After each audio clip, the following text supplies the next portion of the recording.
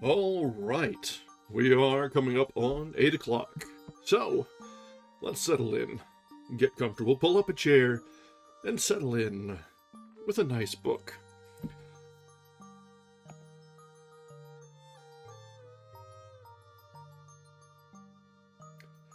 Welcome back.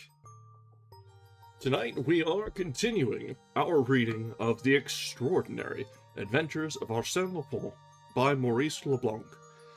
This is our fourth night reading from this relatively modern classic, and the source of a great deal of wry amusement and enjoyment. The antics and cleverness put on display by our titular character are very satisfying. And in the last couple readings, we've seen some of the backstory, the history, and the origins of the Gentleman-Burglar. And I think that was about the best possible timing for an origin story. We've talked about it in a few of our previous readings, but it's really easy to get tired of the same old song and dance. You start up with a new character, you start up with a new property, a new IP, and you begin with an origin story. Because obviously everyone needs to have a beginning, but a lot of times beginnings are boring, or they're only good if you care about the character already. And a lot of times you just don't yet. You need to have a reason to care. And so, stories like this one were done exceptionally well. And we actually commented that it's been pretty common on the detective genre to have this sort of thing. But this is a little bit of a subversion of that genre, but it's still related. But to introduce the character and have them be in the prime of their career, to be already, if not a legend, on the up-and-coming. In this case, Arsène Lupin began, from our perspective, as a legendary figure, larger than life, and full of dastardly purpose. And after we've come to get to know him, and realize that, you know what, maybe the reputation isn't really blown out of proportion after all. Even if he's not terribly criminal, he is certainly, well, he's not really sinister, but he's criminal, in a way. Yeah, exactly. As you care more about a character, as you care more about a person, the more that investment builds and builds, the more you care about how they became what they are. And Maurice Leblanc pulled off a masterclass in this. It was just about the right duration to get us started, to start to want to know more about Arsène Lupin. Dangling, there weren't even really hints given to us early on, but then when it came time to give the backstory, it was just sort of teased out. We didn't realize that we saw Arsène Lupin as a young boy until he came out that he was getting his revenge. And then when it came time for the first time that he gave this new pseudonym that has become his actual, like, well-known calling card, then we were ready. And to top it off, when he finally took the name Arsène Lupin, it was a failure. He came out empty-handed, embarrassed, egg on his face. So the legendary personage, the persona that has been built up around him, the reputation, it started from a little bit of an embarrassing story. And that is a very fun little twist that we've seen, and that I don't think you see very much of at all. a lot of times, authors are afraid to make their characters, especially the ones that are supposed to be larger than life, they're afraid to make them look less, or human, or, for lack of a better term, they don't want them to lose. And yeah, exactly, especially in this era. This was in the early 1900s, and this type of character who is basically a not really goofier, but a less villainous sort of counterpart to, yeah, it's sorry, cat distracting me, losing train of thought. But yeah, Lupin is much more fallible than his contemporaries, but at the same time, when he's in his prime, he doesn't miss either. So we get both of those. We see where he came from and what he grew into. But we also reversed that. We saw what he is at his peak, when he was at his best. Like, yes, there were some bits and pieces. Getting mugged in a train, getting twisted up by falling in love on a yacht, or a transatlantic steamer. But in the end, he gets what he wants. But then we flip that around, and we see, after 3 sessions of reading, that he started off without any of that panache.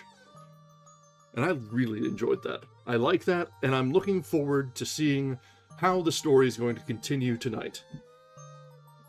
So, let's go ahead and switch back to our reading nook and see what we've got ahead of us tonight.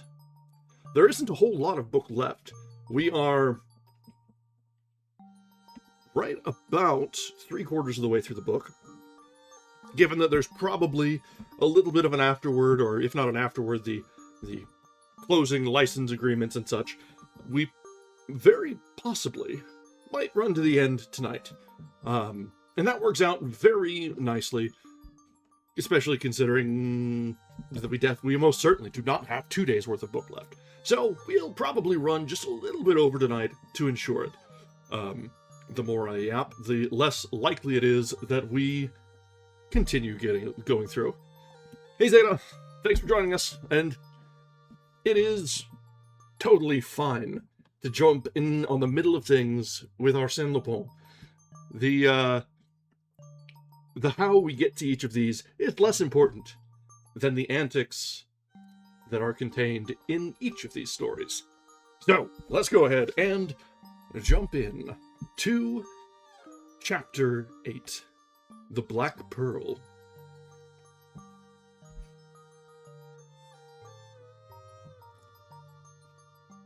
A violent ringing of the bell awakened the concierge of number 9, Avenue Hoche.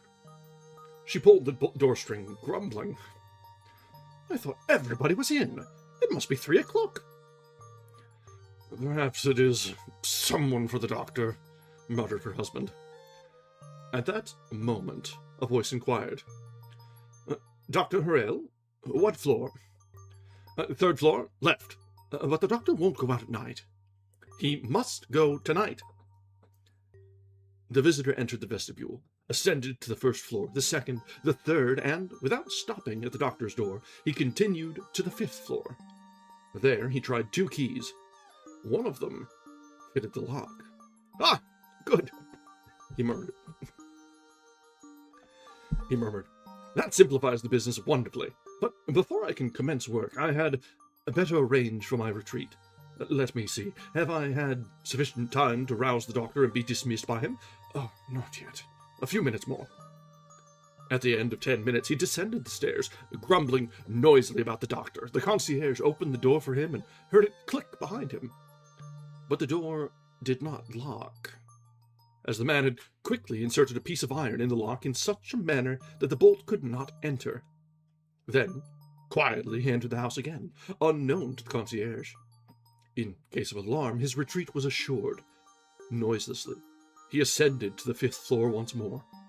In the antechamber, by the light of his electric lantern, He placed his hat and overcoat on one of the chairs, took a seat on another, and covered his heavy shoes with felt slippers. Oh, here I am. How simple it was!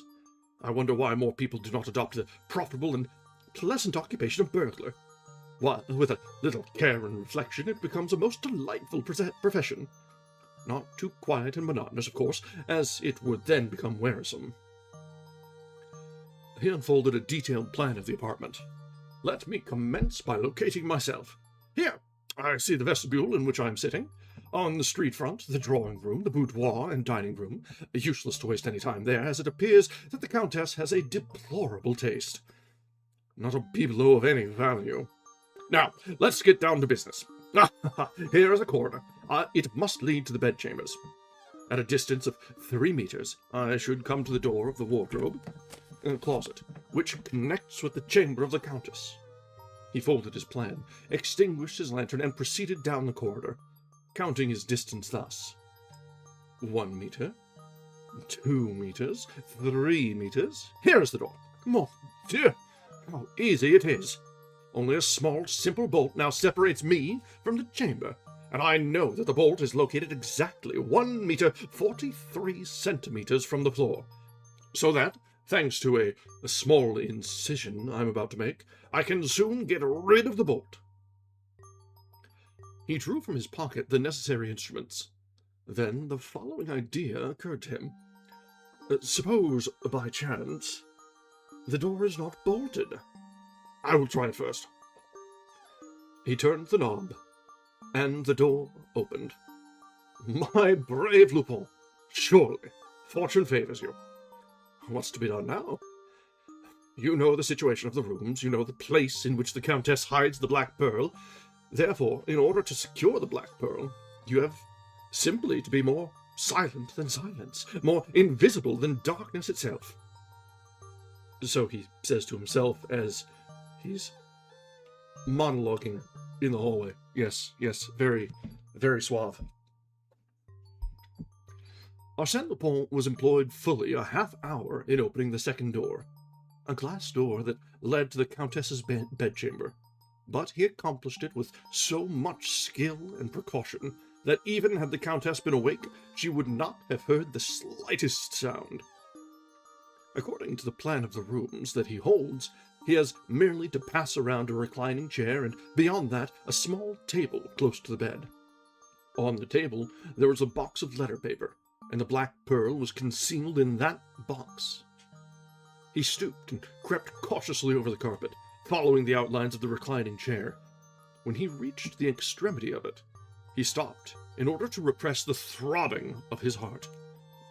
Although he was not moved by any sense of fear, he found it impossible to overcome the nervous anxiety that one usually feels in the midst of profound silence. That circumstance astonished him, because he had passed through so many more solemn moments without the slightest trace of emotion. No danger threatened him. Then why did his heart throb like an alarm bell? Was it that sleeping woman who affected him? Was it the proximity of another pulsating heart? He listened, and thought he could discern the rhythmical breathing of a person asleep. It gave him confidence, like the presence of a friend. He sought and found the armchair, then, by slow, cautious movements, advanced toward the table, feeling ahead of him with outstretched arm. His right had touched one of the feet of the table. Now he had simply to rise, take the pearl, and escape. That was fortunate, as his heart was leaping in his breast like a wild beast, and to make so much noise that he feared it would waken the Countess. By a powerful effort of the will, he subdued the wild throbbing of his heart, and was about to rise from the floor, when his left hand encountered, lying on the floor, an object which he recognized as a candlestick. An overturned candlestick.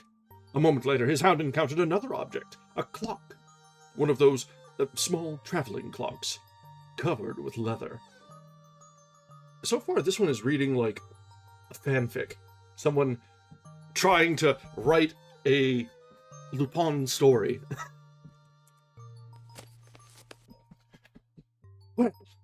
had happened?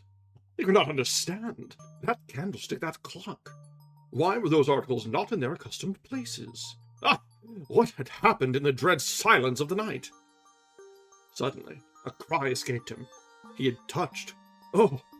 Some strange, unutterable thing. No, no, he thought. It cannot be. It is some fantasy of my excited brain.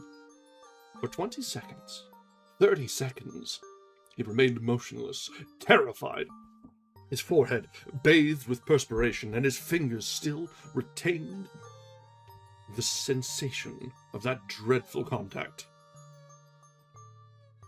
Making a desperate effort, he ventured to extend his arm again. Once more, his hand encountered that strange, unutterable thing. He felt it. He must feel it and find out what it is. He found that it was hair. Human hair, and a human face. And that face was cold, almost icy. However frightful the circumstances may be, a man like Arsène Lupin controls himself, and commands the situation as soon as he learns what it is. So, Arsène Lupin quickly brought his lantern into use. A woman was lying before him, covered with blood. Her neck and shoulders were covered with gaping wounds. He leaned over her and made a closer examination. She was dead. Dead! Dead! He repeated with a bewildered air. He stared at those fixed eyes, that grim mouth, that livid flesh, and that blood. All that blood which had flowed over the carpet and congealed there in thick black spots. He arose and turned on the electric lights. Then he beheld all the marks of a desperate struggle. The bed was in a state of great disorder. On the floor, the candlestick and the clock, with the hands pointing to 20 minutes after 11. Then, further away, an overturned chair. And everywhere there was blood, spots of blood and pools of blood. And the black pearl, he murmured. The box of letter paper was in its place. He opened it eagerly. The jewel case was there, but it was empty. "Victor," he muttered, "you boasted of your good fortune much too soon, my friend Lupin. With the Countess lying cold and dead and the black pearl vanished, the situation is anything but pleasant.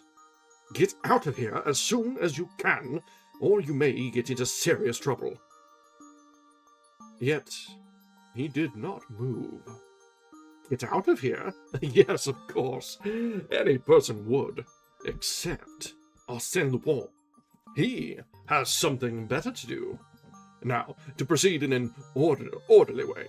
At all events, you have a clear conscience. Let us suppose that you are the commissary of police, and that you are proceeding to make an inquiry concerning this affair. Yes, but in order to do that, I require a clear brain.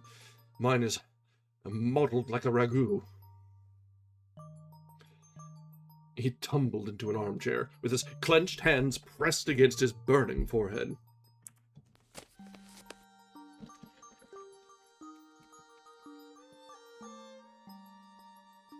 This is, so far, a rather awkward start to one of these chapters.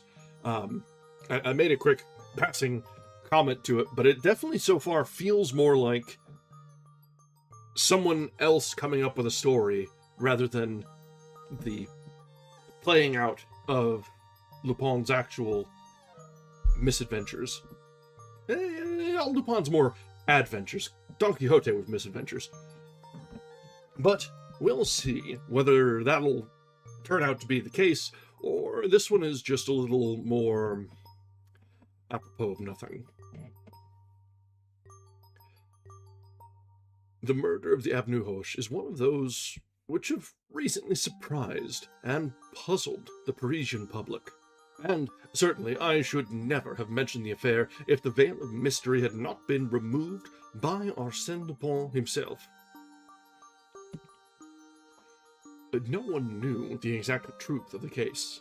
Yeah, trust the process is a good way to approach these stories so far. I think so far, each of the chapters has had a different sort of flavor and a different method of narration. We don't really know who is speaking. We don't know whether it's going to end up being Lupin, or if it's going to be the narrator friend, or if it, or the any of the historiographer friend, or anyone. So it's an interesting way to go into this, where the audience is every bit as much out of the loop as anyone who is seeing the case unfold. All right. Who did not know, from having met her in the bois, the fair Leontine Zolti, the once famous cantatrice, wife and widow of the Count d'Andelot, the Zolti, whose luxury dazzled all Paris some 20 years ago, the Zolti who acquired an European reputation for the magnificence of her diamonds and pearls. It was said that she wore upon her shoulders the capital of several banking houses and the gold mines of numerous Australian companies. Skilled jewelers worked for Zolti, as they had formerly wrought for kings and queens. And who does not remember the catastrophe in which all that wealth was swallowed up? Of all that marvelous collection, nothing remained except the famous Black Pearl.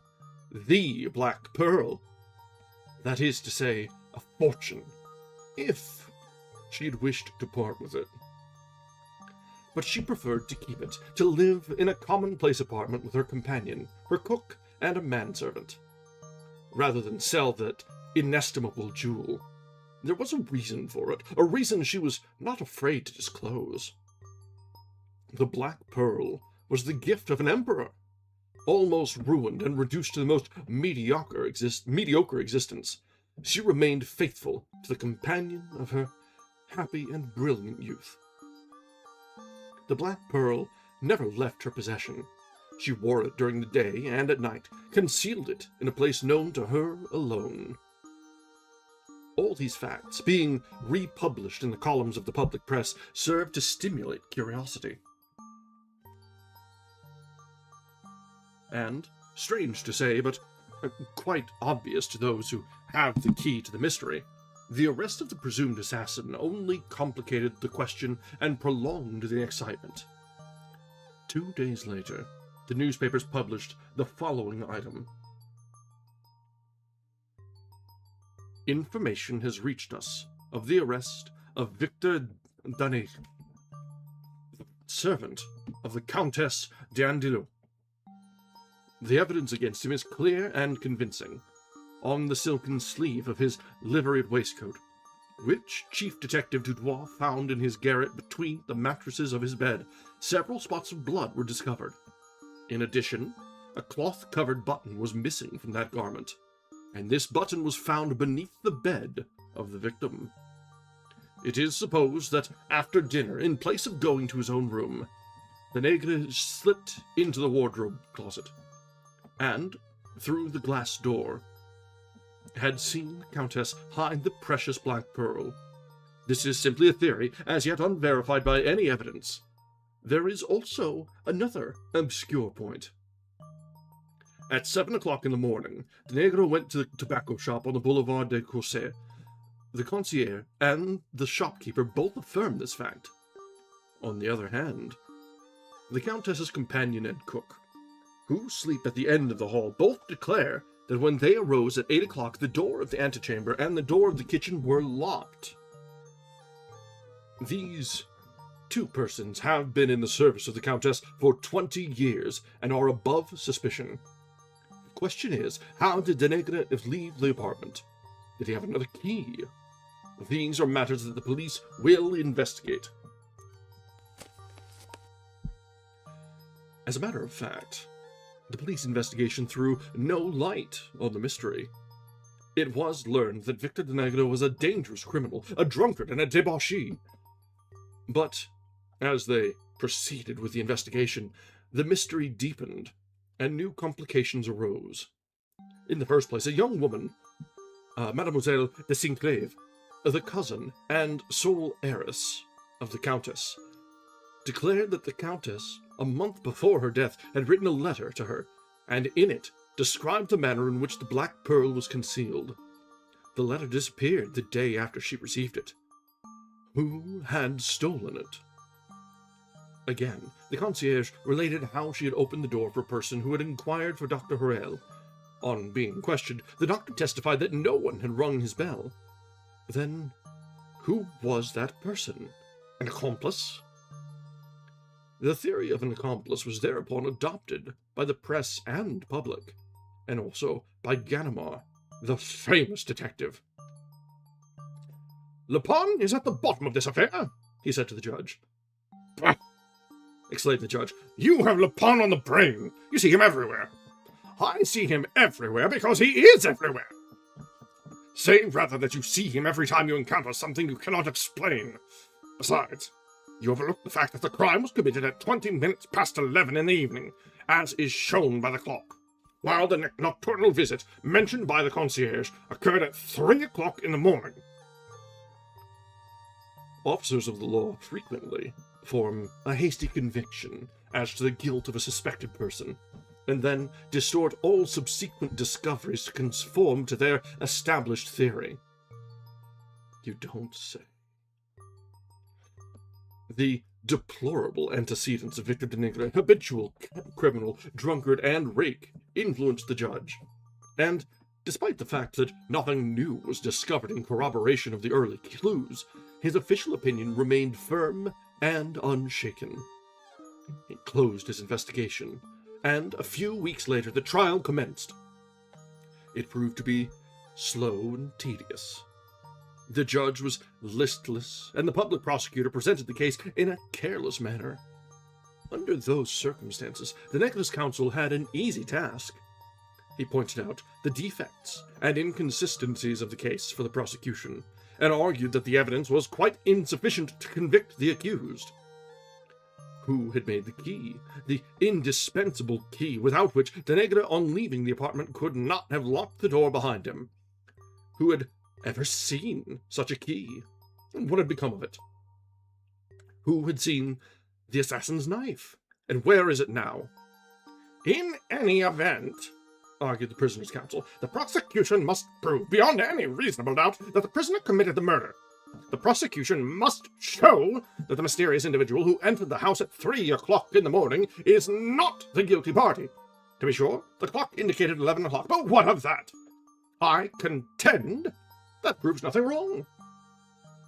The assassin could turn the hands of the clock to any hour he pleased, and thus deceive us in regard to the exact hour of the crime." Victor Denegre was acquitted. He left the prison on Friday, about dusk in the evening, weak and depressed by his 6 months' imprisonment. The Inquisition, the solitude, the trial, the deliberations of the jury combined to fill him with a nervous fear. At night he'd been afflicted with terrible nightmares and haunted by weird visions of the scaffold. He was a mental and physical wreck. Under the assumed name of Anatole Dufour, he rented a small room on the heights of Montmartre, and lived by doing odd jobs wherever he could find them. He led a pitiful existence. 3 times he obtained regular employment, only to be recognized and then discharged. Sometimes he had an idea that men were following him, detectives, no doubt, who were seeking to trap and denounce him. He could almost feel the strong hand of the law clutching him by the collar. One evening, as he was eating his dinner at a neighboring restaurant, a man entered and took a seat at the same table. He was a person of about 40 years of age, and wore a frock coat of doubtful cleanliness.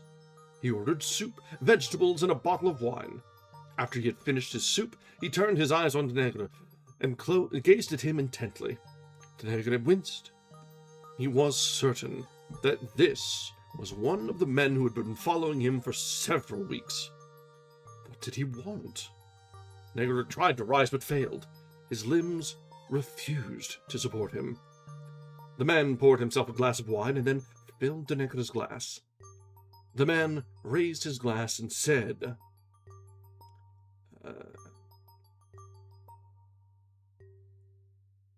"To your health, Victor Denegra."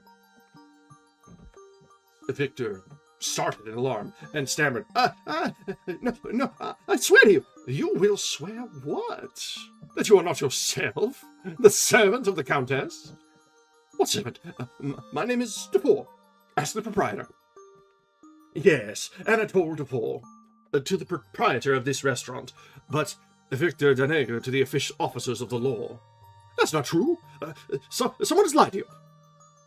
The newcomer took a card from his pocket and handed it to Victor, who read on it, "Grimauden, ex-inspector of the detective force. Private business transacted." Victor shuddered as he said, "You are connected with the police?" "No, not now. But I have a liking for the business, and I continue to work at it in a manner more profitable. From time to time I strike upon a golden opportunity, such as your case presents." My case?" "Yes, yours. I assure you, it is a most promising affair, provided you are inclined to be reasonable." "Simbo what?" The man's just yelling at me from the other side of the room. "But if I am not reasonable?" "Oh, my good fellow, you are not in a position to refuse me anything I may ask. What is it you want?" "Oh, those did come through?" Yes, he's got a little bit of an attitude tonight. "Well, I will inform you in a few words. I am sent by Mademoiselle de Sinclave, the heiress of the Countess d'Andelot." "What for?" "To recover the Black Pearl." "Black Pearl that you stole." "But I haven't got it. You have it."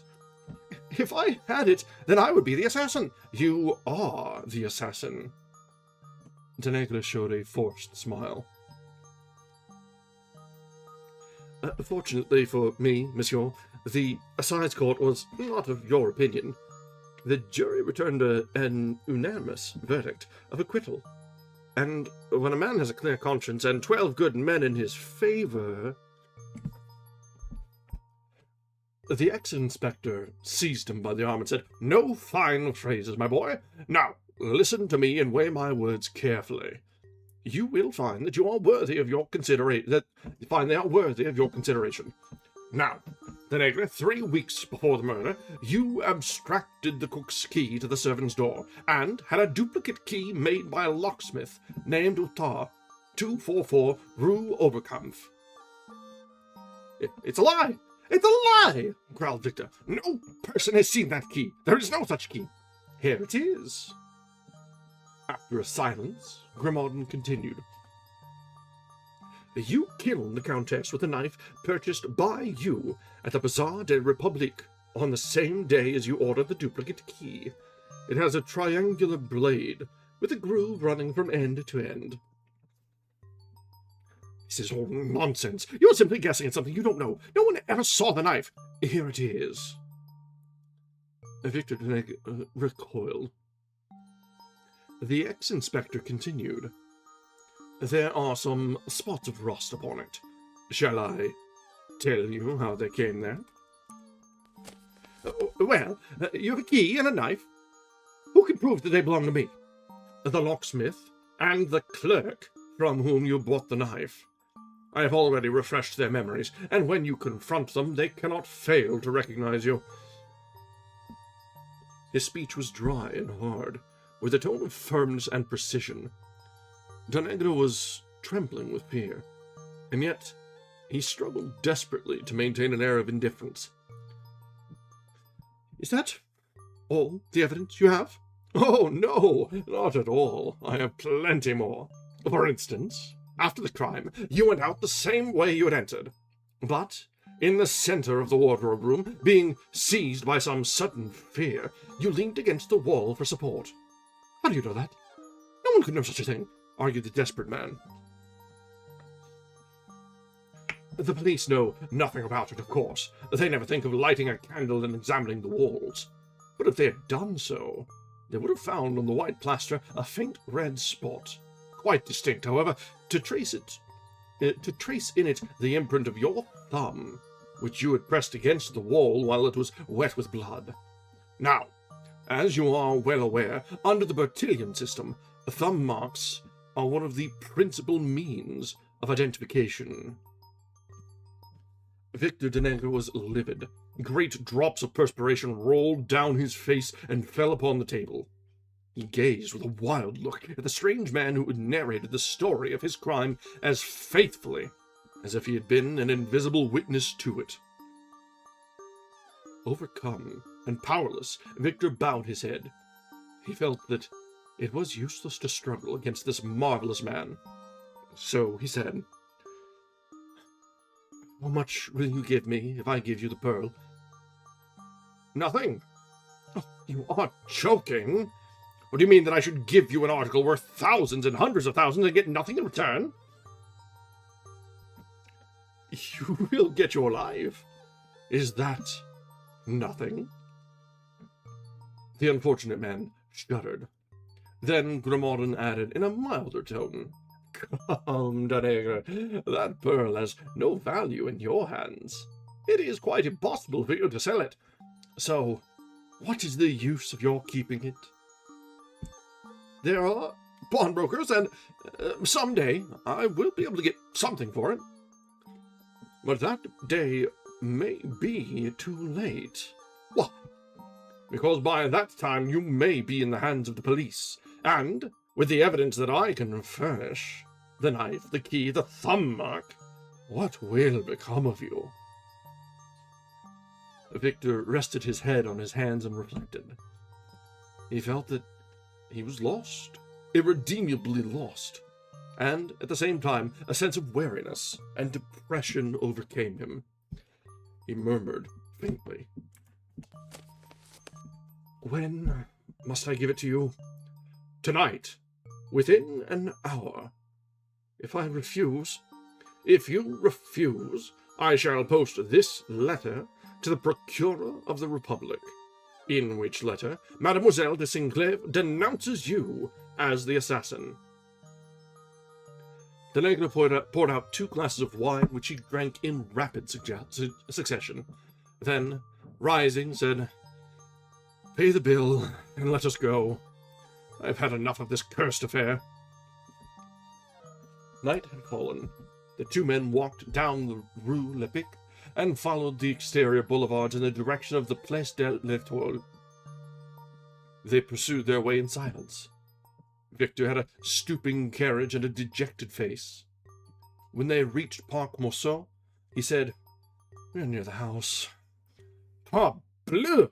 You only left the house once before your arrest, and that was to go to the tobacco shop." "Here it is," said Denegre in a dull voice. They passed along the garden wall of the Countess's house, and crossed a street, on a corner of which stood the tobacco shop. A few steps further on, Denegre stopped. His limbs shook beneath him, and he sank to a bench. "Well, what now?" demanded his companion. "It is there." "Where? Come now, no nonsense." "There, in front of us." "Where?" "Between 2 paving stones." "Which?" "Look for it." "Which stones?" Victor made no reply. "Ah, I see," exclaimed Grammauden. "You want me to pay for the information." "No, but I am afraid I will starve to death." "So, that is why you hesitate. Well, I'll not be hard on you. How much do you want?" "Enough to buy a steerage pass to America." "All right. 100 francs to keep me until I get work there." "You shall have 200. Now, speak." "Count the paving stones to the right from the sewer hole. The pearl is beneath the 12th and 13th. "In the gutter?" "Yes, close to the sidewalk." Grammauden glanced around to see if anyone were looking. Tramcars and pedestrians were passing, but bah! They will not suspect anything. He opened his pocket-knife, and thrust it between the 12th and 13th stones. "And if it is not there," he said to Victor, "it must be there, unless someone saw me stoop down and hide it."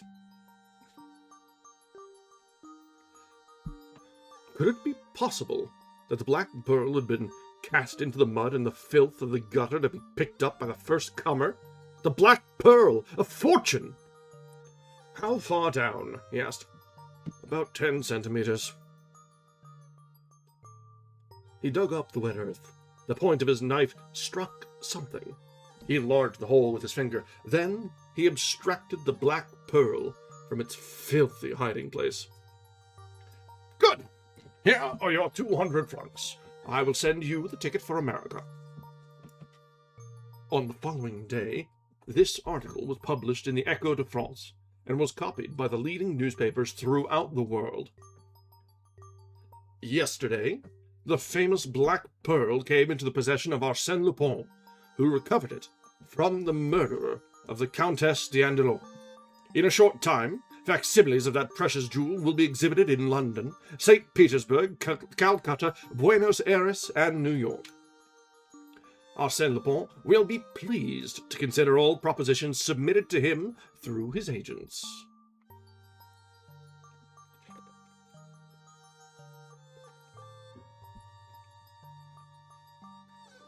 And that is how crime is always punished and virtue rewarded, said Arsène Lupin after he had told me the foregoing history of the Black Pearl.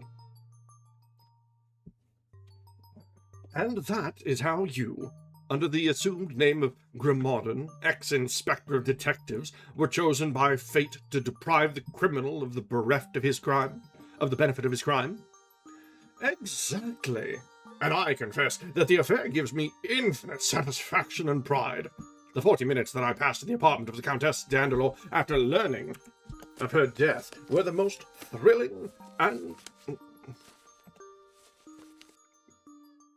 Sorry, page shift decided to be a little funny there.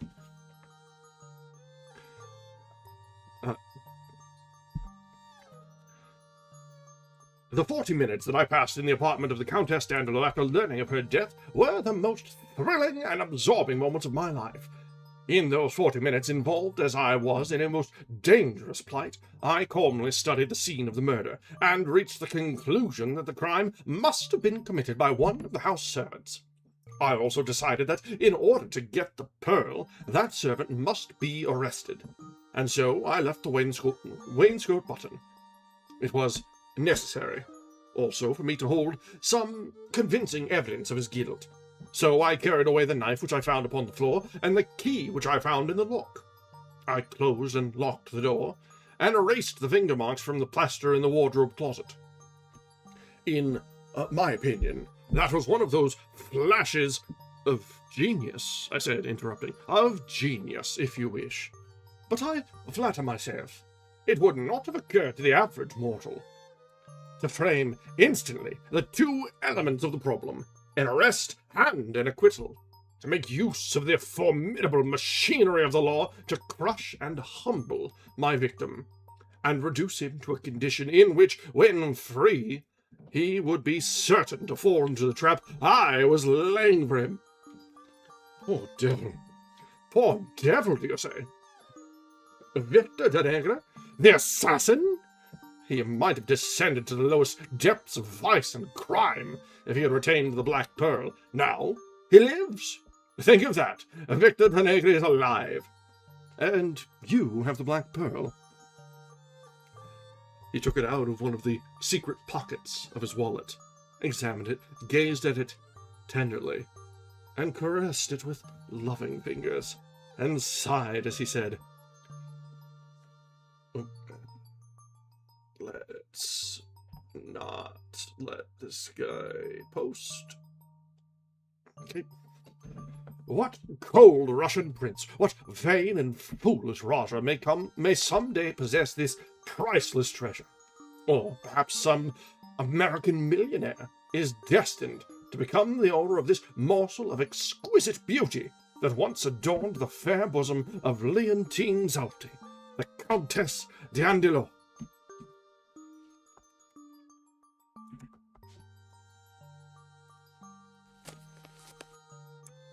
All right. So that one was fun. That was a nice twist to, well, really, as we've gone on through all of these stories, Lupin has been, yes, criminal, but never really particularly villainous. In this point, he solved a murder and blackmailed the murderer, but the murderer did get away, just without his spoils. So, he's not a good guy, obviously, but he's not really terribly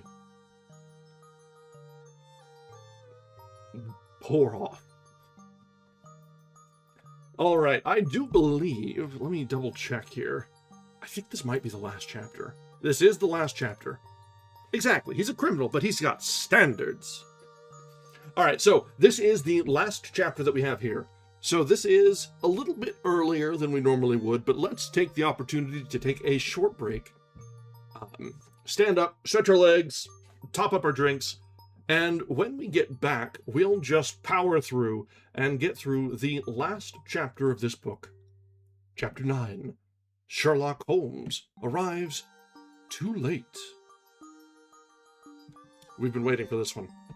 So, all right, we'll be back in just a little bit, and then we'll quickly approach the end of the extraordinary adventures of Arsène Lupin. All right.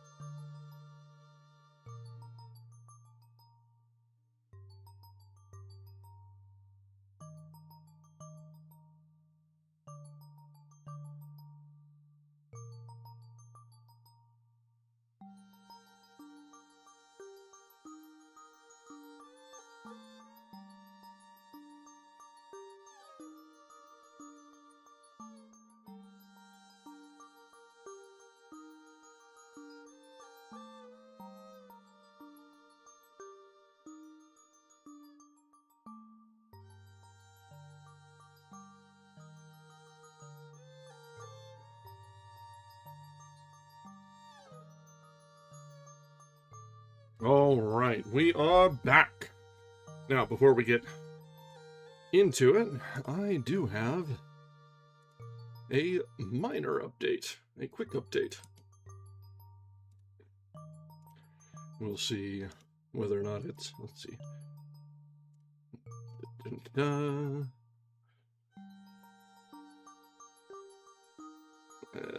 let's just, there's not really a good way to preemptively size this. So, huzzah! Yep, the peanut gallery has taken their places behind us. Well, can't really show it through the while we're reading, but Zoe and Simba are well accoutred tonight. All right. So, we have one chapter remaining tonight. So let's get to it. We finally have the hinted confrontation, encounter, crossing of paths of Arsène Lupin and Sherlock Holmes. It's a lot of fun how a lot of the contemporary authors were making use of each other's characters at this time. The idea that there could have been a rivalry between the gentleman thief and the great detective is a lot of fun.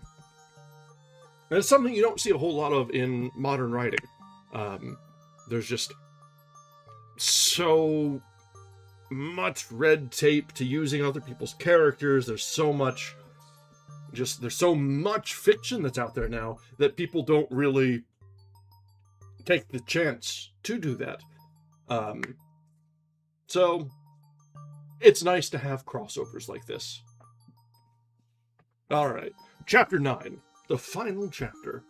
Sherlock Holmes arrives too late.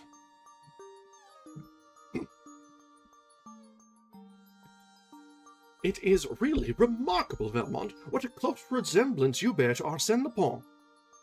How do you know? Oh, like everyone else.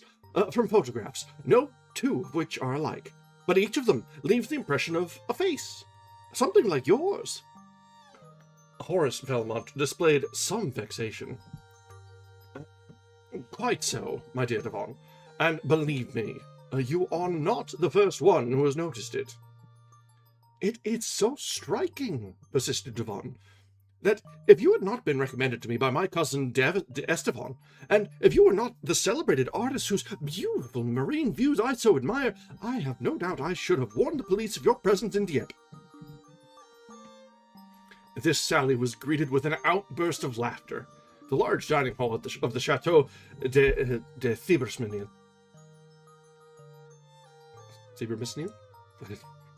Okay. Contained on this occasion, besides Valmont, the following guests: Father Gély, the parish priest, and a dozen officers whose regiments were quartered in the vicinity, and who had accepted the invitation of the banker Georges Devon and his mother. One of the officers then remarked, I understand that an exact description of Arsène Lupin has been furnished to all the police along this coast since his daring exploit on the Paris Havre Express. I suppose so, said Devon.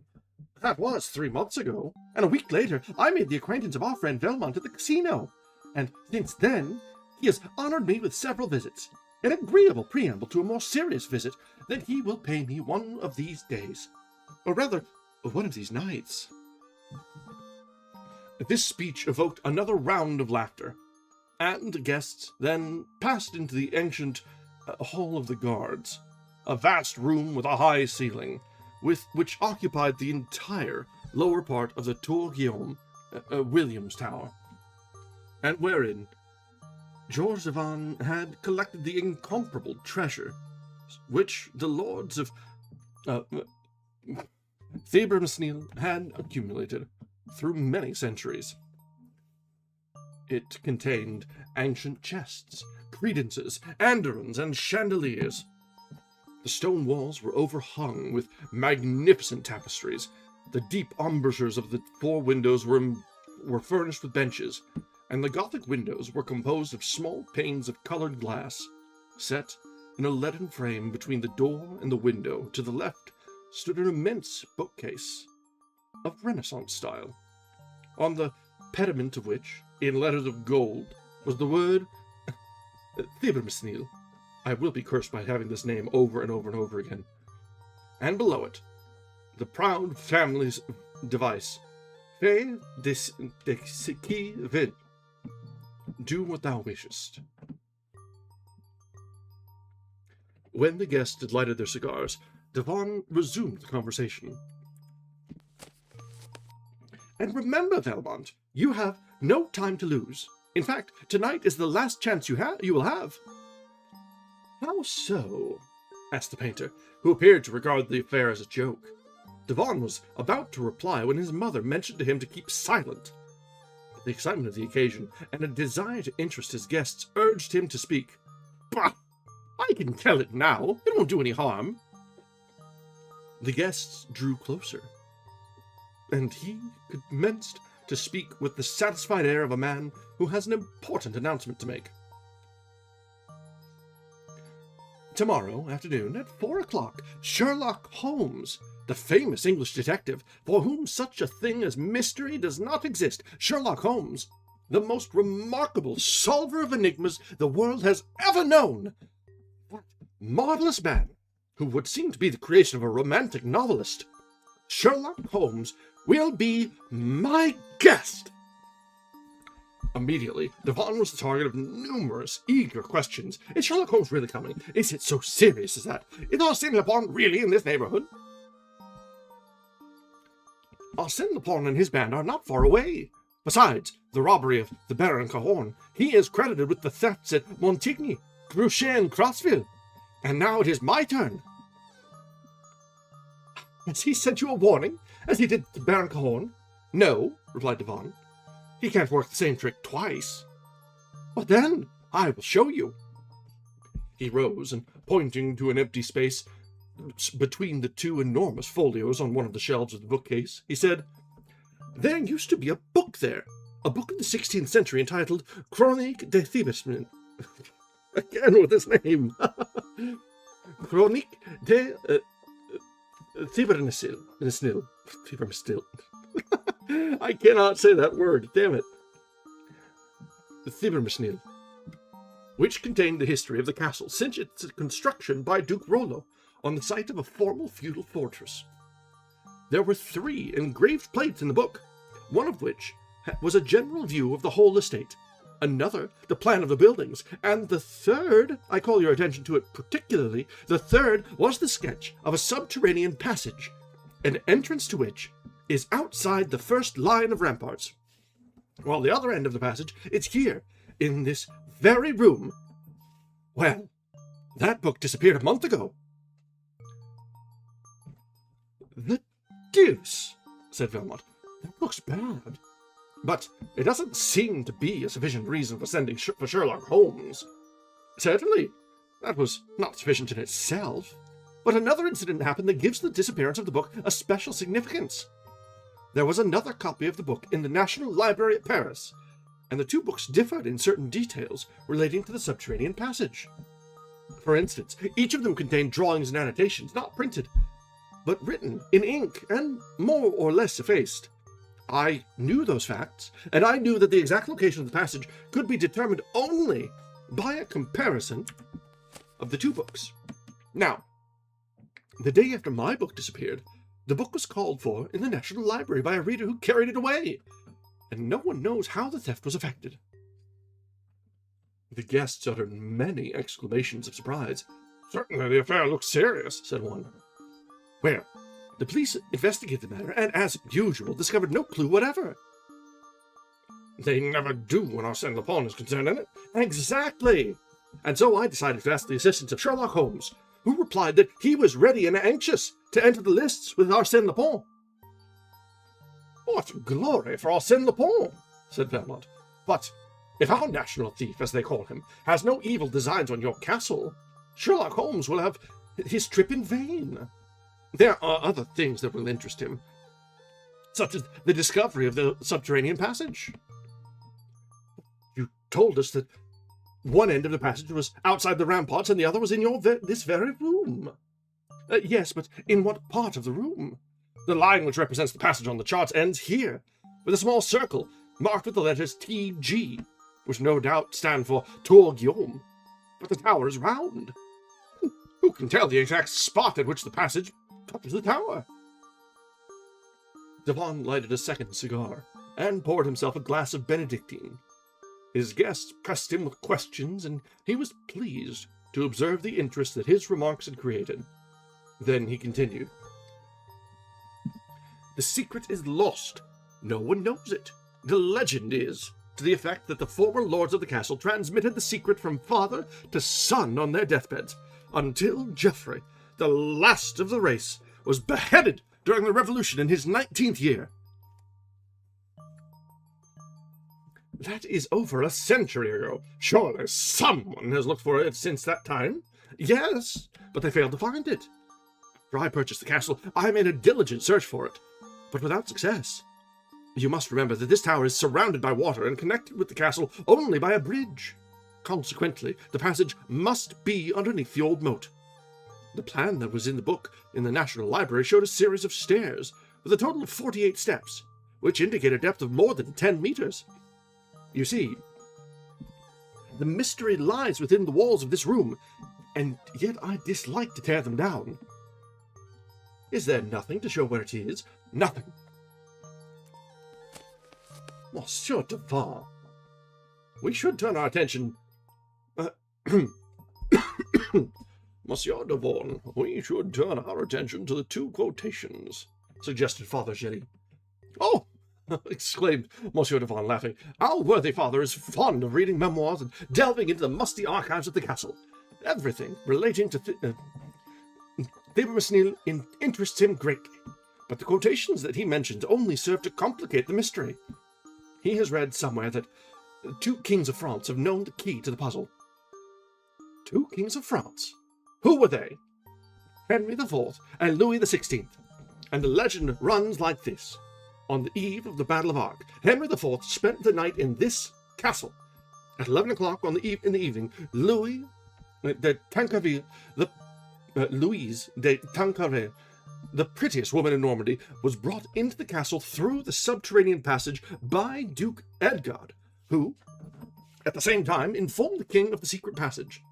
Afterward, the king confided the secret to his minister Sully, who in turn relates the story in his book Royal Economie d'Etat, without making any comment upon it, but linking with it this incomprehensible sentence.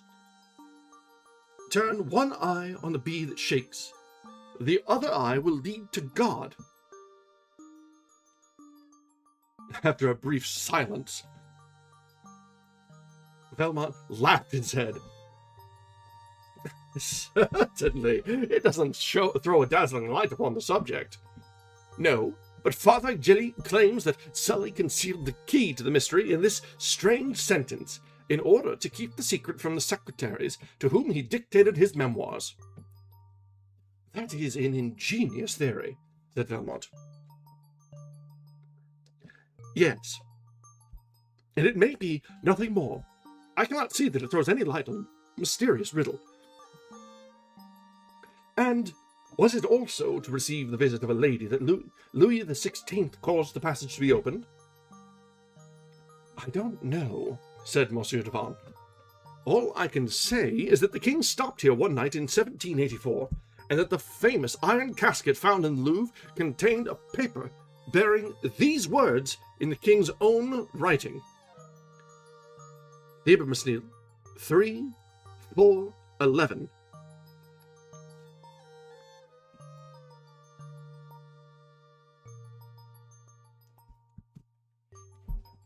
Horace Velmont laughed heartily and exclaimed, At last! And now that we have the magic key, where is the man who can fit it to the invisible lock? Laugh as much as you please, monsieur, said Father Gély, but I am confident. The solution is contained in those 2 sentences, and some day we will find a man to be able to interpret them. Sherlock Holmes is the man, said Monsieur Devon, and unless Arsène Lupin gets ahead of him. What is your opinion, Velmont?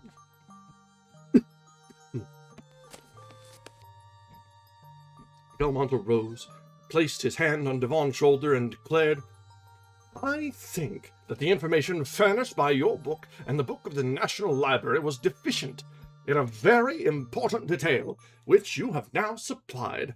I thank you for it. What is it? The missing key. Now that I have it, I can go to work at once, said Velmont.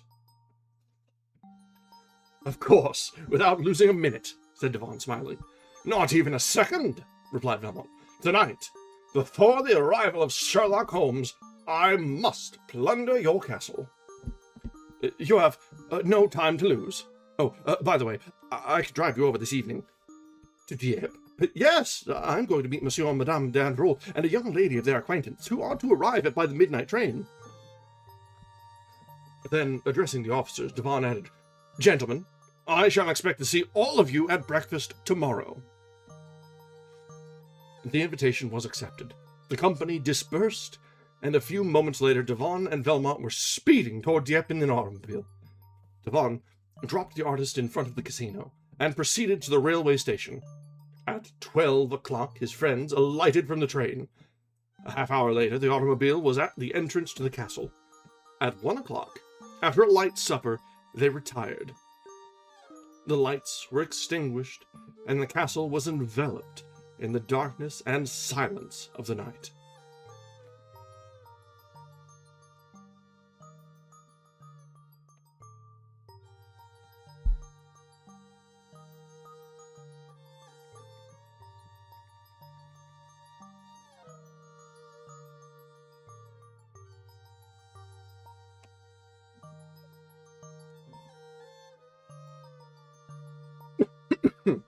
Sorry, just got notice that my nephew likes pickles, and my brother most certainly does not, and I could not have been prouder of the little man.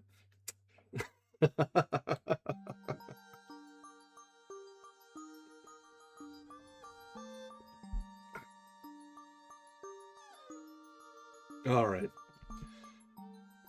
The moon appeared through a rift in the clouds, and filled the drawing room with its bright white light.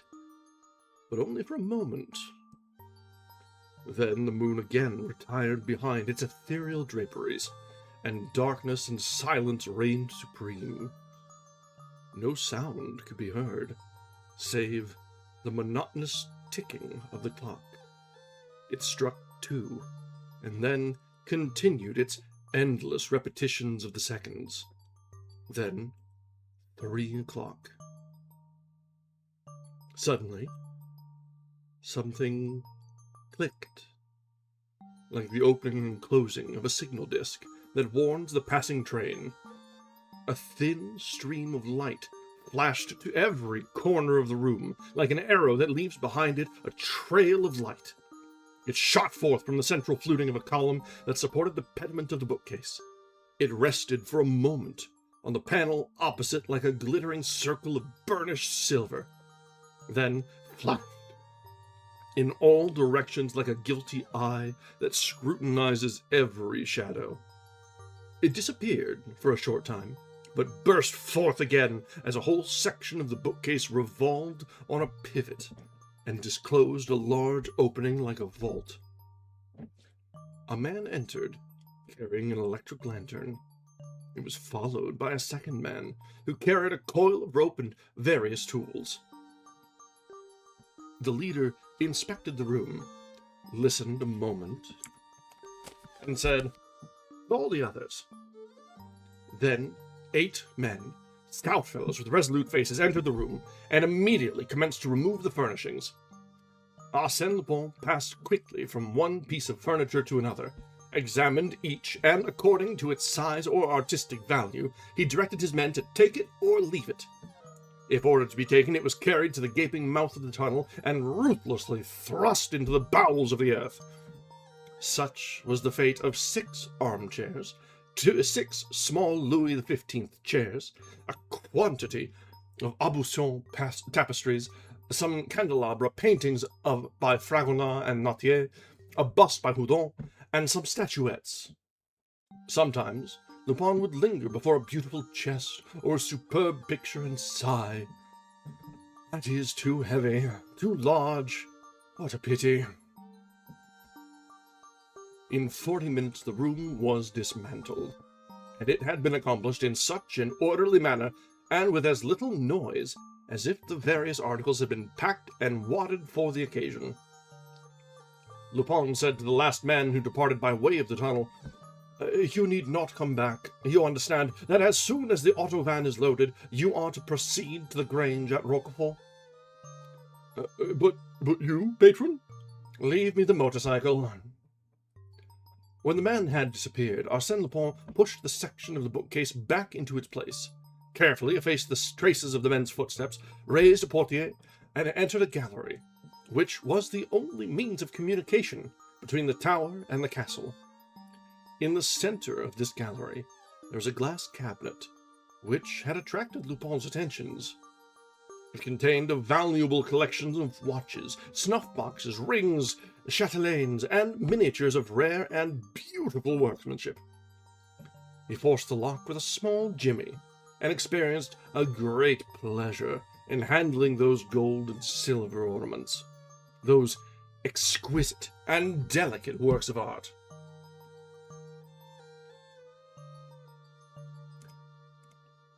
He carried a large linen bag, specially prepared for the removal of such knickknacks. He filled it. Then he filled the pockets of his coat, waistcoat, and trousers, and he was just placing over his left arm a number of pearl reticules when he heard a slight sound. He listened. No, he was not deceived. The noise continued. Then he remembered that at one end of the gallery there was a stairway leading to an unoccupied apartment, but which was probably occupied that night by the young lady whom Monsieur Devant had brought from Dieppe with his other visitors. Immediately he extinguished his lantern, and had scarcely gained the friendly shelter of a window embrasure when the door at the top of the stairway was opened, and a feeble light illuminated the gallery. He could feel, for concealed by a curtain he could not see, that a woman was cautiously descending the upper steps of the stairs. He hoped she would come no closer, yet she continued to descend, and even advanced some distance into the room. Then she uttered a faint cry. No doubt she had discovered the broken and dismantled cabinet. She advanced again. Now he could smell the perfume and hear the throbbing of her heart as she drew closer to the window where he was concealed. She passed so close that her skirt brushed against the window curtain, and Lupin felt that she suspected the presence of another. Behind her, in the shadow, within reach of her hand, he thought, "She is afraid. She will go away." But she did not go. The candle that she carried in her trembling hand grew brighter. She turned, hesitated a moment, appeared to listen, then suddenly drew aside the curtain. They stood face to face. Arsène was astounded. He murmured involuntarily, You, Mademoiselle." It was Miss Nelly. Miss Nelly! His fellow passenger on the transatlantic steamer, who had been the subject of his dreams on that memorable voyage, who had been a witness to his arrest, and who, rather than betray him, had dropped into the water the kodak in which he had concealed the banknotes and diamonds. Miss Nelly, that charming creature, the memory of whose face had sometimes cheered, sometimes saddened the long hours of imprisonment. It was such an unexpected encounter that brought them face to face in that castle at that hour of the night, that they could not move, nor utter a word. They were amazed, hypnotized, each at the sudden apparition of the other. Trembling with emotion, Miss Nellie staggered to a seat. He remained standing in front of her. Gradually, he realized the situation and conceived the impression he must have produced at that moment, with his arms laden with knickknacks in his pockets and a linen sack overflowing with plunder.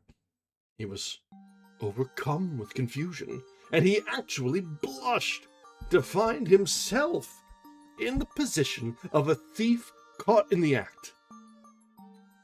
To her, henceforth, he was a thief, a man who puts his hand in another's pocket, who steals into houses and robs people while they sleep. A watch fell upon the floor, then another. These were followed by other articles, which slipped from his grasp one by one.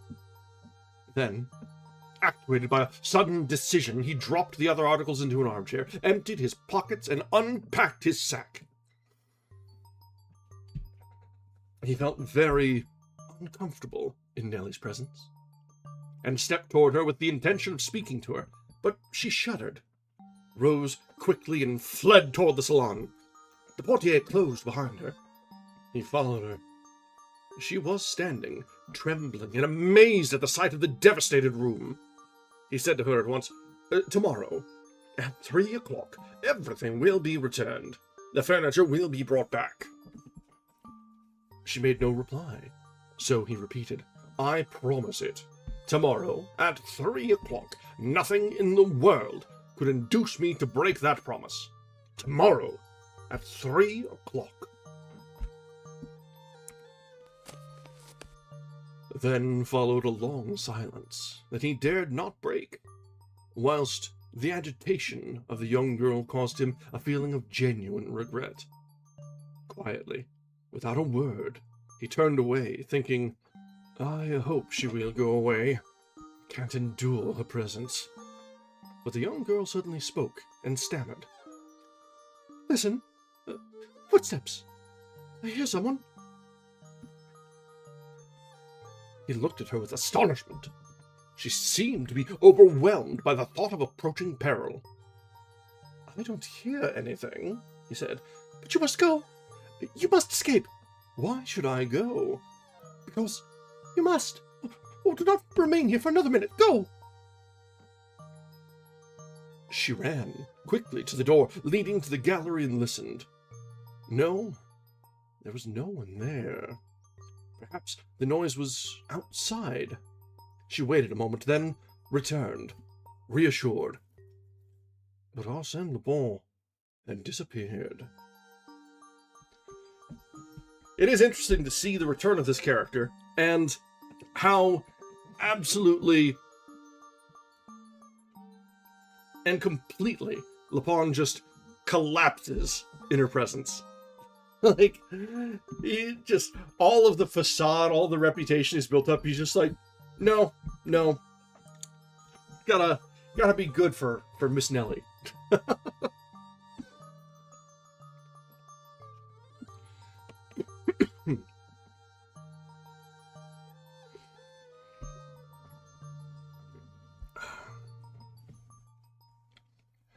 As soon as Monsieur Devant was informed of the pillage of his castle, he said to himself, "It was Valmont who did it, and Valmont is Arsène Lupin." That theory explained everything. There was no other plausible explanation.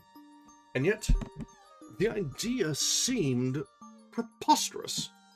It was ridiculous to suppose that Valmont was anyone else than Valmont, the famous artist and clubfellow of his cousin d'Estavant. So, when the captain of the gendarmes arrived to investigate the affair, Devant did not even think of mentioning his absurd theory. Throughout the forenoon, there was a lively commotion at the castle. The gendarmes, the local police, the chief of police from Dieppe, the villagers all circulated to and fro in the halls, examining every nook and corner that was open to their inspection. The approach of the maneuvering troops, the rattling fire of the musketry added to the picturesque character of the scene. The preliminary search furnished no clue. Neither the doors nor windows showed any signs of having been disturbed. Consequently, the removal of the goods must have been effected by means of the secret passage. Yet, there were no indications of footsteps on the floor, nor any unusual marks upon the walls. Their investigations revealed, however, one curious fact that denoted the whimsical character of Arsène Lupin. The famous chronique of the 16th century had been restored to its accustomed place in the library, and, beside it, there was a similar book, which was none other than the volume stolen from the National Library. At 11 o'clock, the military officers arrived. Devon welcomed them with his usual gaiety, for no matter how much chagrin he might suffer from the loss of his artistic treasures, his great wealth enabled him to bear his loss philosophically. His guests, Monsieur and Madame Dandreau and Miss Nelly, were introduced, and it was then noticed that one of the expected guests had not arrived. It was Horace Valmont. Would he come? His absence had awakened the suspicions of Monsieur Devon. But at 12 o'clock he arrived. Devon exclaimed, "Ah, here you are!" "Why, am I not punctual?" asked Valmont. "Yes, and I am surprised that you are, after such a busy night. I suppose you know the news?" "What news?" "You have robbed the castle." "Nonsense!" exclaimed Valmont, smiling. "Exactly as I predicted. But first, escort Miss Underdown to the dining room. Mademoiselle, allow me—" He stopped as he remarked the extreme agitation of the young girl. Then, recalling the incident, he said, "Ah, of course, you met Arsène Lupin on the steamer, before his arrest, and you are astonished at the resemblance. Is that it?" She did not reply. Valmont stood before her, smiling. He bowed. She took his proffered arm. He escorted her to her place, and took his seat opposite her. During the breakfast, the conversation related exclusively to Arsène Lupin, the stolen goods, the secret passage, and Sherlock Holmes. It was only at the close of the repast, when the conversation had drifted to other subjects, that Valmont took any part in it. Then he was, by turns, amusing and grave, talkative and pensive, and all his remarks seemed to be directed to the young girl. But she, quite absorbed, did not appear to hear them. Coffee was served on the terrace overlooking the Court of Honor and the flower garden in front of the principal facade. The regimental band played on the lawn, and scores of soldiers and peasants wandered through the park. Miss Nelly had not forgotten, for one moment, Lupin's solemn promise. Tomorrow, at 3 o'clock, everything will be returned. At 3 o'clock, and the hands of the great clock in the right wing of the castle now marked 20 minutes to 3. In spite of herself, her eyes wandered to the clock every minute. She also watched Valmont, who was calmly swinging to and fro in a comfortable rocking chair. 10 minutes to 3. 5 minutes to 3. Nelly was impatient and anxious.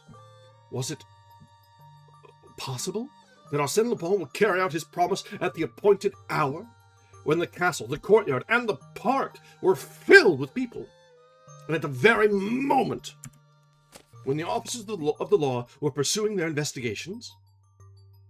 And yet, Arsène Lupin had given her his solemn promise. It will be exactly as he said, thought she. So deeply was she impressed with the authority, energy, and assurance of that remarkable man. To her, it no longer assumed the form of a miracle, but, on the contrary, a natural incident that must occur in the ordinary course of events. She blushed and turned her head. 3 o'clock. The great clock struck slowly. 1, 2, 3. Horace Velmont took out his watch, glanced at the clock, then returned the watch to his pocket. A few seconds passed in silence, and then the crowd in the courtyard parted to give passage to 2 wagons that had just entered the park gate, each drawn by 2 horses. They were army wagons, such as are used for the transportation of provisions, tents, and other necessary military stores. They stopped in front of the main entrance, and a commissary sergeant leaped from one of the wagons and inquired for Monsieur Devant. A moment later, that gentleman emerged from the house, descended the steps, and under the canvas covers of the wagons beheld his furniture, pictures and ornaments carefully packaged and arranged. When questioned, the sergeant produced an order that he had received from the officer of the day. By that order, the 2nd Company of the 4th Battalion were commanded to proceed to the crossroads of Halleux in the Forest of Arc, gather up the furniture and other articles deposited there, and deliver same to Monsieur Georges Devant, owner of Thibersmenil Castle, at 3 o'clock. Signed, Colonel Beauvel. "At the crossroads," exclaimed the sergeant, "we found everything ready, lying on the grass, guarded by some passers-by. It seemed rather strange, but the order was imperative." One of the officers examined the signature. He declared it a forgery, but a clever imitation. The wagons were unloaded, and the goods restored to their proper places in the castle. During the commotion, Nellie had remained alone at the extreme end of the terrace, absorbed by confused and distracted thoughts. Suddenly, she observed Velmont approaching her. She would have avoided him, but the balustrade that surrounded the terrace cut off her retreat. She was cornered. She could not move. A gleam of sunshine, passing through the scant foliage of a bamboo, lighted up her beautiful golden hair. Someone spoke to her in a low voice. "Have I not kept my promise?" Arsène Lupin stood close to her. No one else was near. He repeated, in a calm, soft voice, "Have I not kept my promise?" He expected a word of thanks, or at least some slight movement that would betray her interest in the fulfillment of his promise. But she remained silent.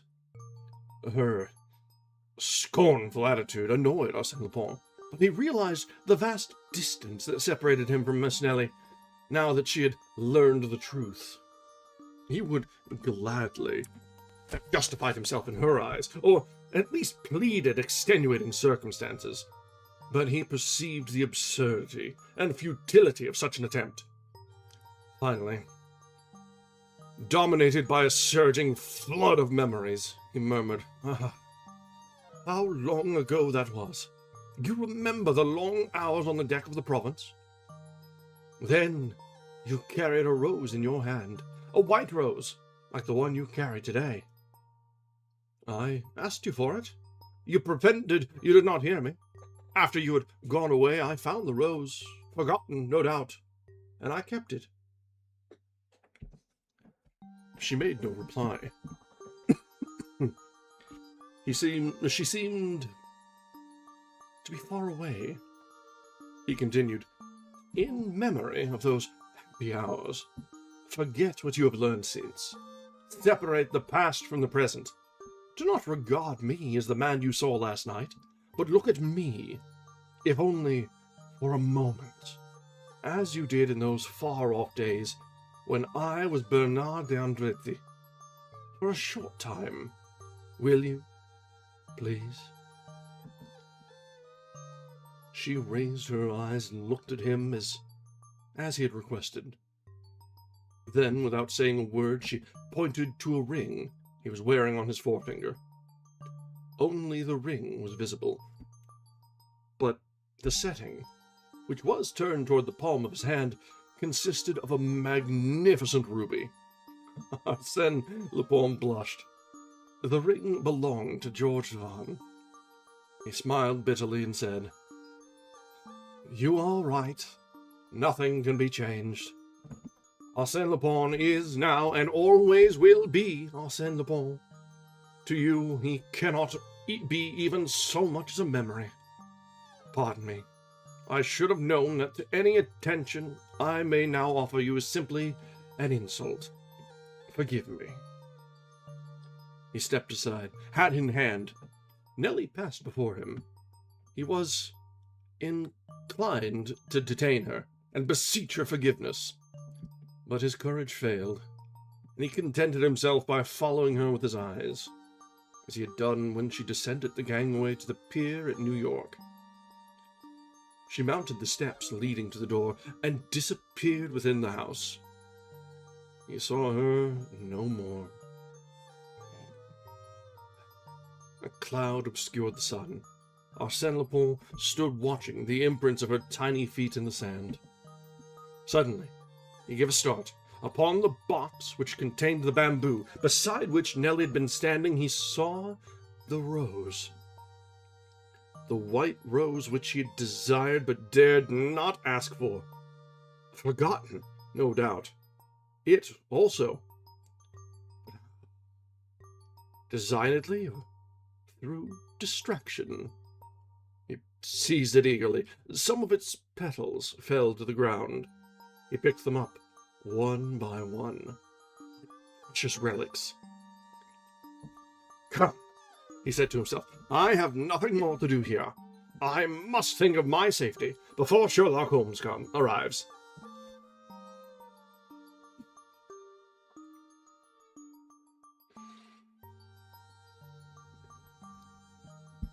Miss Nellie has got a little something. She's not quite leaving him without hope, huh?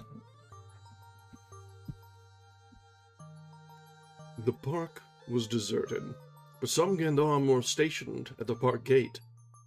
He entered a grove of pine trees, leaped over the wall, and, as a shortcut to the railroad station, followed a path across the fields. After walking about 10 minutes, he arrived at a spot where the road grew narrower and ran between two steep banks. In this ravine, he met a man traveling in the opposite direction. It was a man about 50 years of age, tall, smooth-shaven, and wearing clothes of a foreign cut. He carried a heavy cane, and a small satchel was strapped across his shoulder. When they met, the stranger spoke, with a slight English accent. Excuse me, monsieur. Is this the way to the castle? Yes, monsieur. Straight ahead, and turn to the left when you come to the wall. They aren't expecting you. Ah! Yes, my friend Devon told us last night that you were coming, and I am delighted to be the first to welcome you. Sherlock Holmes has no more ardent admirer than myself. There was a touch of irony in his voice that he quickly regretted.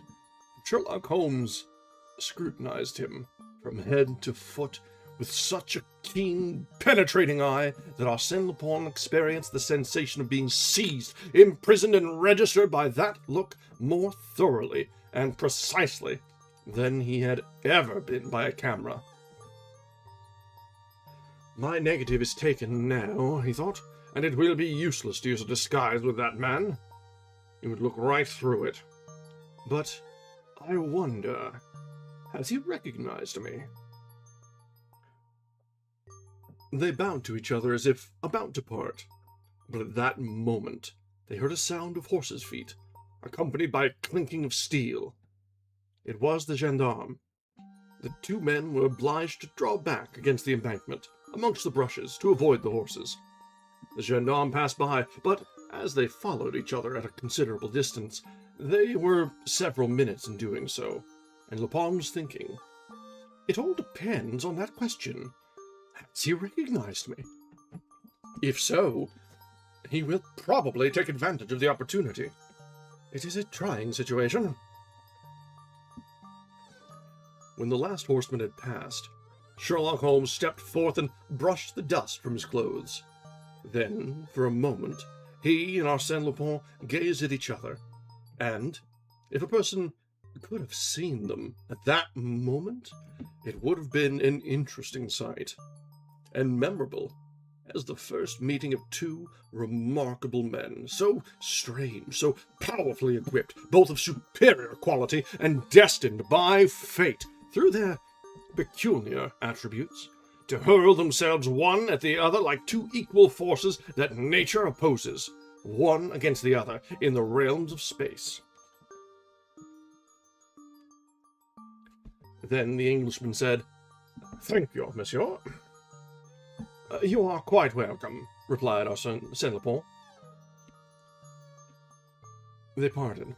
Lupin went toward the railway station, and Sherlock Holmes continued on his way to the castle. The local officers had given up the investigation after several hours of fruitless efforts, and the people in the castle were awaiting the arrival of the English detective with a lively curiosity. At first sight, they were a little disappointed on account of his commonplace appearance, which differed so greatly from the pictures they had formed of him in their own minds. He did not in any way resemble the romantic hero, the mysterious, diabolical personage that the name of Sherlock Holmes had evoked in their imaginations. However, Monsieur Devon exclaimed with much gusto, "Ah, monsieur, you are here! I am delighted to see you. It is a long-deferred pleasure. Really, I scarcely regret what has happened, since it affords me the opportunity to meet you. But how did you come?" "By the train." "But I sent my automobile to meet you at the station." "An official reception, eh? With music and fireworks? Oh, no, not for me. That is not the way I do business," grumbled the Englishman. This speech disconcerted Devon, who replied with a forced smile, "Fortunately, the business has been greatly simplified since I wrote to you." "In what way?" "The robbery took place last night."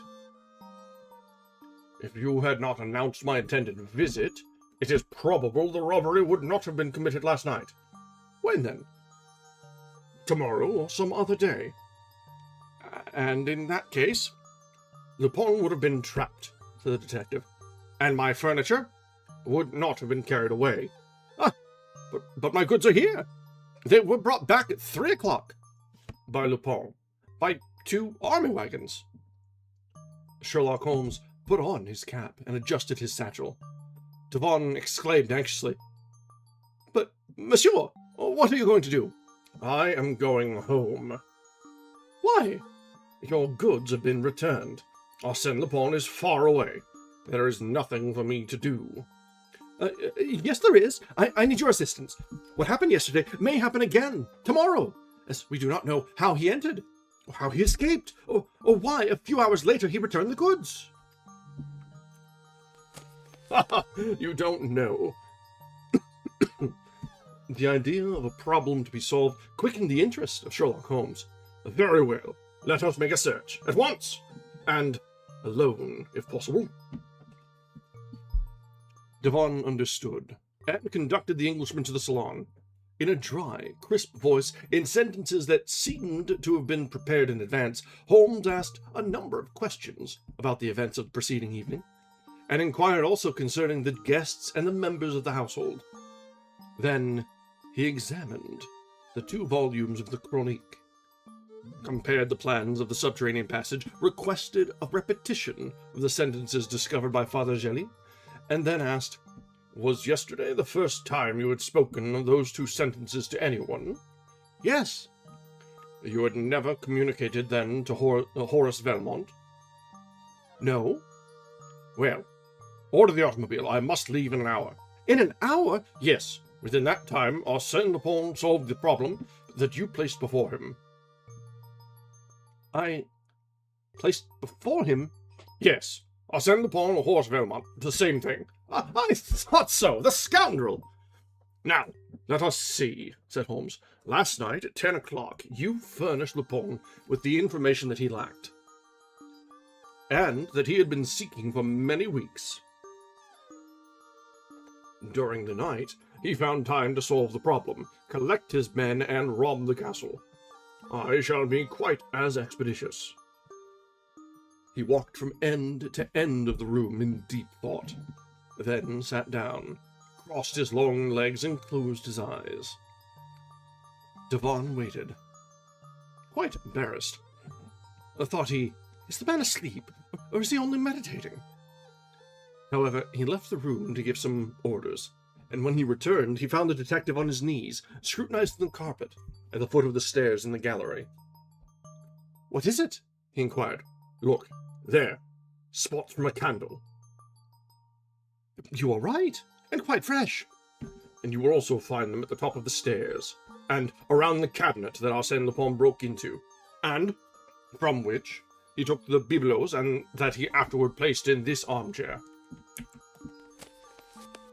"What do you conclude from that?" "Nothing. These facts would doubtless explain the cause for the restitution, but that is a side issue that I cannot wait to investigate. The main question is the secret passage.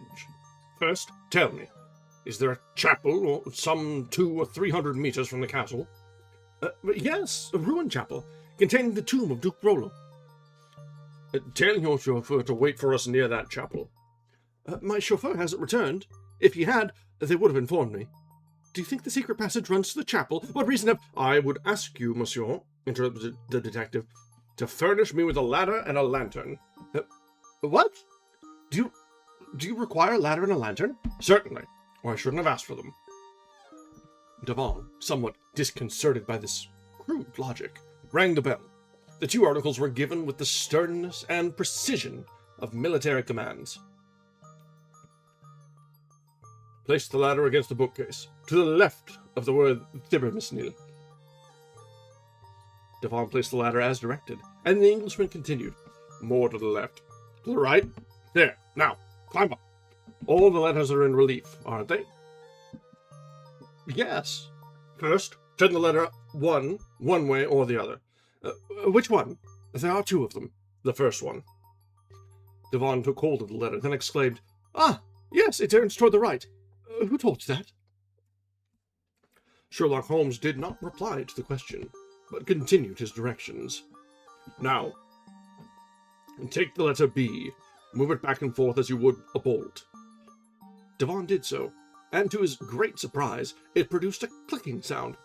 "Quite right," said Holmes. "Now, we will go to the other end of the word thieves. Try the letter I, and see if it will open like a wicket." With a certain degree of solemnity, Devon seized the letter. It opened. But Devon fell from the ladder, for the entire section of the bookcase, lying between the first and last letter of the words, turned on a pivot, and disclosed the subterranean passage. Sherlock Holmes said coolly, "You are not hurt?" No, said Devon, as he rose to his feet. "Not hurt, only bewildered. I can't understand now. Those letters turn, the secret passage opens." "Certainly. Doesn't that agree exactly with the formula given by Sully? Turn one eye on the bee that shakes. The other eye will lead to God." "But Louis XVI?" asked Devon. "Louis XVI was a clever locksmith. I have read a book he wrote about combination locks.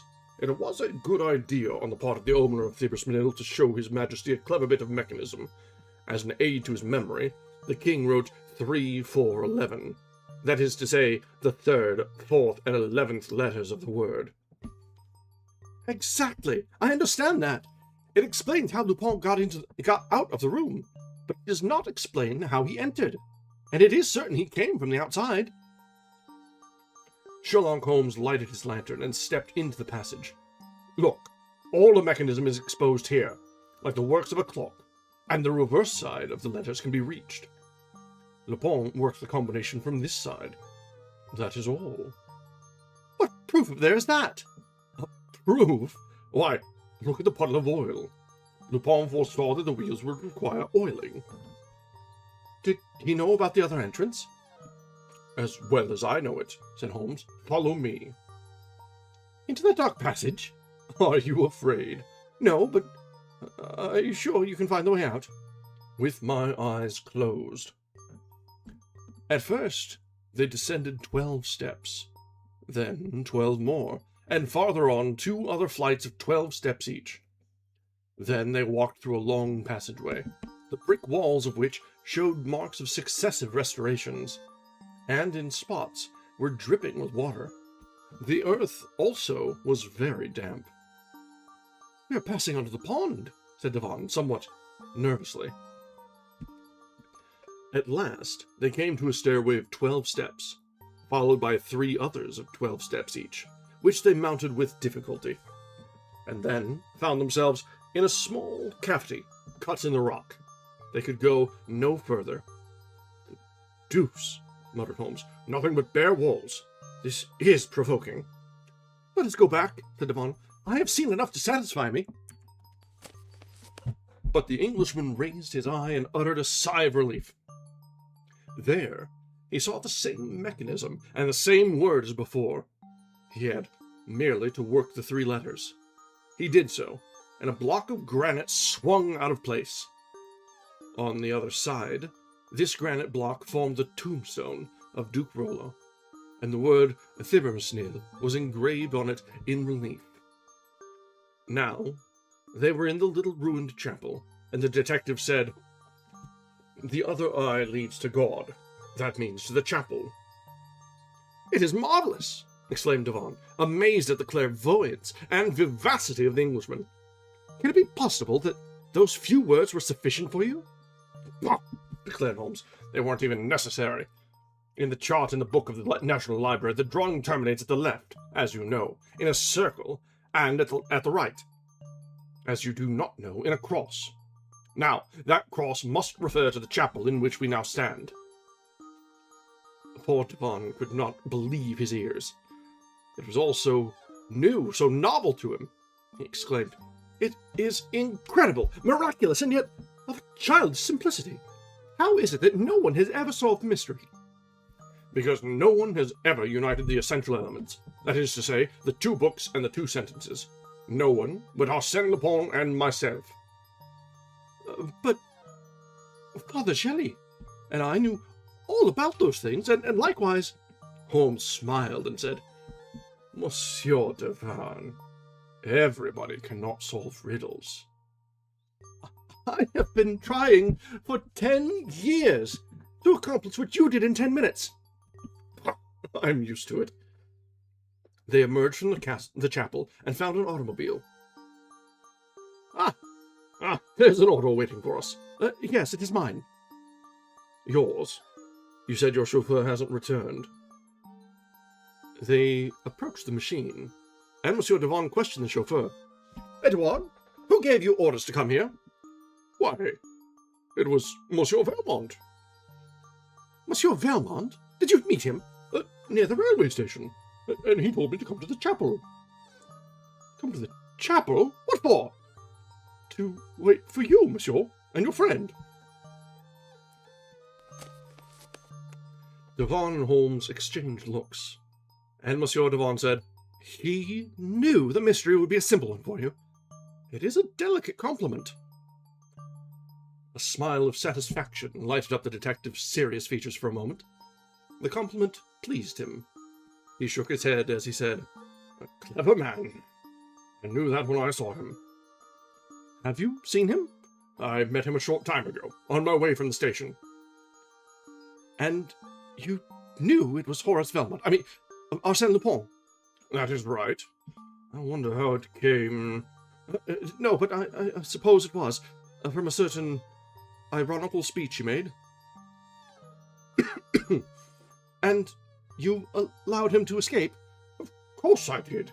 And yet I had everything on my side, such as 5 gendarmes who passed us." "Sacre bleu!" cried Devon. "You should have taken the advantage of the opportunity." "Really, monsieur," said the Englishman haughtily, "when I encounter an adversary like Arsène Lupin, I do not take advantage of chance opportunities. I create them." But time pressed, and since Lupin had been so kind as to send the automobile, they resolved to profit by it. They seated themselves in the comfortable limousine. Edouard took his place at the wheel, and away they went toward the railway station. Suddenly, Devon's eyes fell upon a small package in one of the pockets of the carriage. What is that? A package? Whose is it? Why, it's for you. For me? Yes, it is addressed Sherlock Holmes from Arsène Lupin. The Englishman took the package, opened it, and found that it contained a watch. Ah! He exclaimed with an angry gesture. A watch? Said Dupin. How did it come there? The detective did not reply. Oh, it is your watch. Arsène Lupin returns your watch. But in order to return it, he must have taken it. Aha! I see. He took your watch. Well, that is a good one. Sherlock Holmes's watch, stolen by Arsène Lupin. Mon Dieu, this is funny. Really, you must excuse me. I can't help it. He roared with laughter, unable to control himself. After which, he said in a tone of earnest conviction, "A clever man indeed." The Englishman never moved a muscle. On the way to Dieppe, he never spoke a word, but fixed his gaze on the flying landscape. His silence was terrible, unfathomable, more violent than the wildest rage.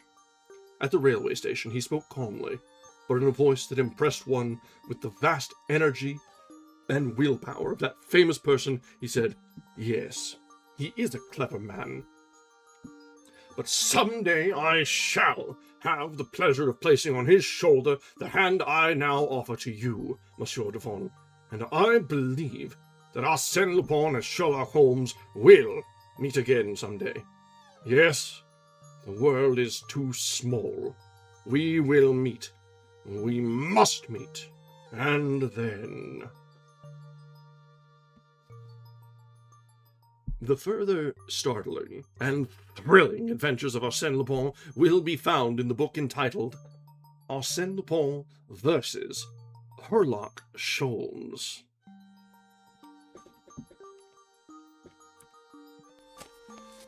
All right, that brings us to the end of the extraordinary adventures of Arsène Lupin. I liked this one a lot. It was a very fun twist of a familiar trope. The perspective from the side sinister is a lot of fun. We've had a lot of fun with all of our detective stories and mysteries, and this is very much on theme, just with a little bit of extra spice and panache. And even with all that said, Lupin is a very charismatic, very clever sort. He's really the same style of character as Sherlock Holmes, as so many other characters that we've come across, but just taken from a different direction. And that's sort of why it works. Very fun. Thank you again for the suggestion, Akamos. It was a very fun read, despite all the French. I will forgive the French, if only because Lupin is so goddamn charming.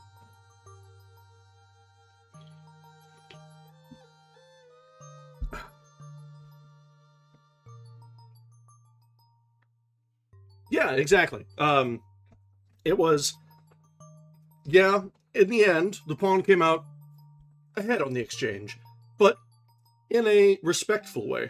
It was, yeah, Sherlock Holmes and Lupin had their clash, but both came out looking good. And that's an important thing to take note of. The authors were respectful to each other and their characters. Yes, others had already messed up things for Holmes. Yeah. Yep.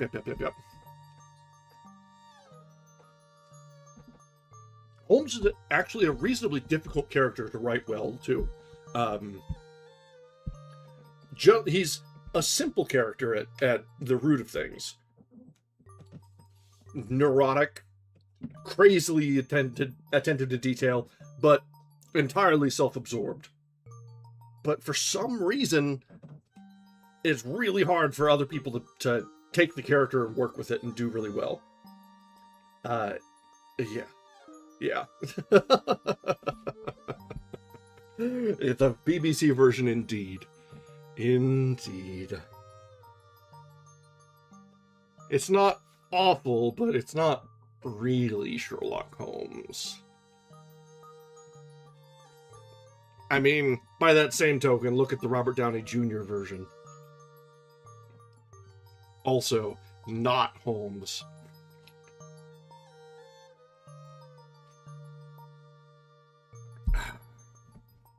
We'll leave Sherlock Holmes to the page. And the Great Mouse Detective. Aha! Unironically, one of the better adaptations. All right.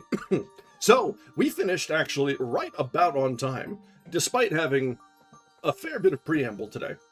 So, tomorrow we will be continuing our new series of unarchived readings with our, was it third? Fourth?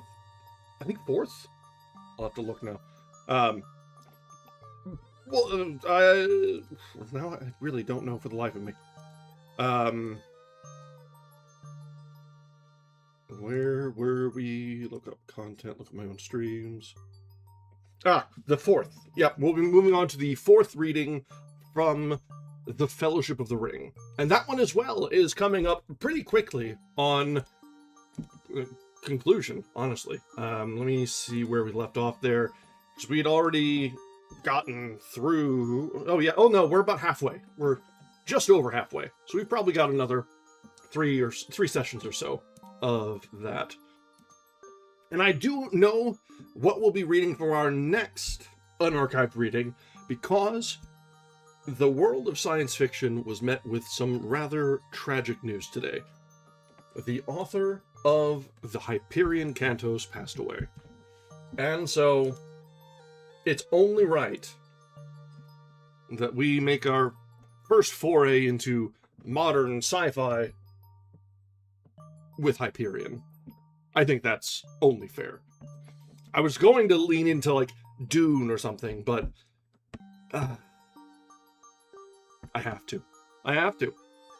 So, I'm going to have to find a copy or an ebook version of Hyperion so that we can read that together after we've finished The Fellowship of the Ring.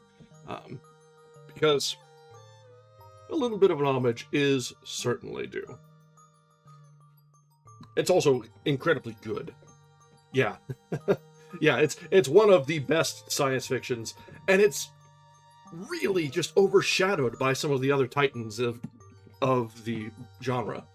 Like Asimov and Herbert just are such monoliths of science fiction that other people are almost written off as pulp fiction, and Hyperion is so much more than pulp fiction. So, I'm looking forward to that when we get to it.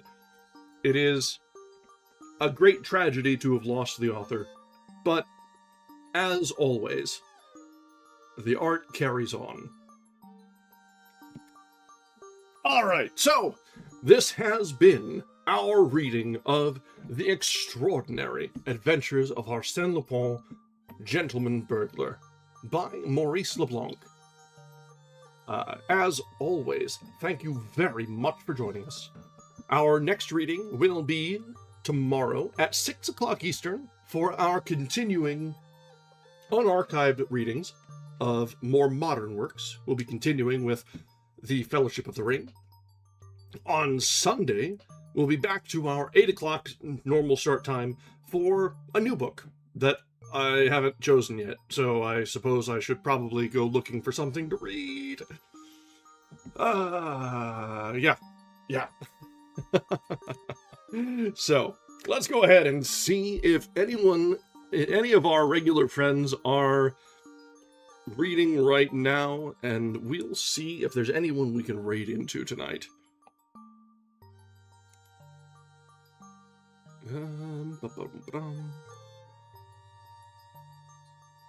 Let's see, not any of our regulars tonight. Well, let's see if anyone else is reading.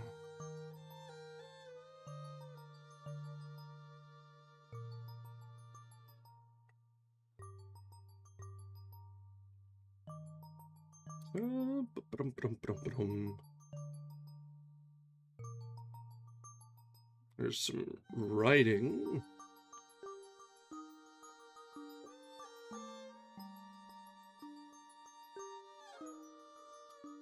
It is not a great day for reading and writing channel. Or theme. Let's see. Yeah, I'm not really seeing anybody that sticks out at me. We may just have to have a day without a raid, and that is not the end of the world. We'll see if we can find somebody tomorrow. But, yeah, we'll see. Alright, let's go ahead and wrap up here for the evening. As always, thank you very much for joining us. I hope you've enjoyed our reading of Arsène Lupin. And keep the imagination going, because it's a very fun character, and I'm probably going to be off to find a way to watch Castle of Cagliostro, because what better way to celebrate Lupin than to watch the antics of his grandson? Yeah? Alright. Have a wonderful night, everyone. Thank you very much for joining us. And until next time, have a wonderful night. Goodbye.